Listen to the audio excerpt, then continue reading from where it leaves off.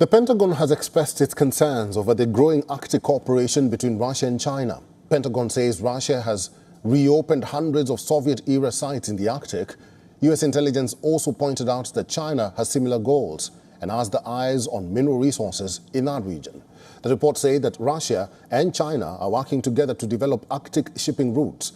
Amid a flurry of sanctions imposed by the West, Moscow is looking to deliver oil and gas to Beijing.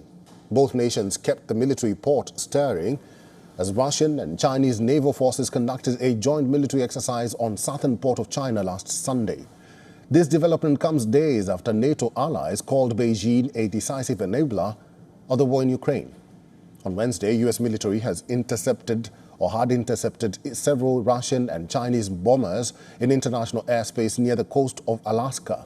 The North American Aerospace Defense Command, or NORAD, has said in a statement that two Russian Tu-95s and two Chinese H-6 entered what is known as the Alaska Air Defense Identification Zone. The aircraft were detected, tracked and intercepted and did not enter U.S. airspace. The bombers were intercepted by U.S. F-16 and F-35 fighter jets, along with Canadian CF-18s. Now, according to U.S. defense officials, this was the first time ever that Russian and Chinese aircraft have jointly entered the Alaska ADIs, and also the first time Chinese H-6S has encroached off Alaska. China's defense ministry has responded, saying the air patrol with Russia near Alaska conformed with international law and was not aimed at a third party. The ministry spokesperson added that the patrol was conducted to test and enhance the level of cooperation between the two air forces. Китайское сотрудничество никогда не направлено против каких-либо третьих стран или группы третьих стран, а направлено только на защиту интересов этих стран и на повышение уровня благосостояния народов двух стран. Вот что можно сказать. Поэтому, да, проявления конфронтационности видны даже в этом документе, который был опубликован Пентагоном.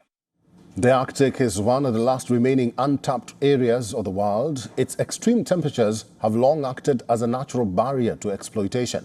But climate change is enabling increased access to shipping and fossil fuels. The polar region is thereby being viewed as increasingly strategic, and military activity by the US, Canada, Russia and China has ramped up. Global warming is shrinking ice coverage in the Arctic, and global powers are keeping the pot boiling.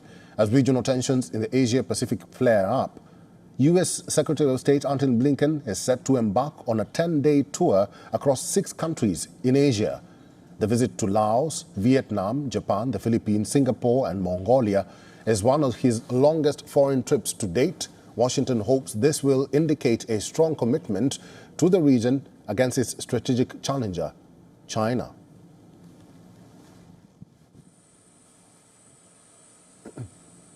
For all the latest news, download the WION app and subscribe to our YouTube channel.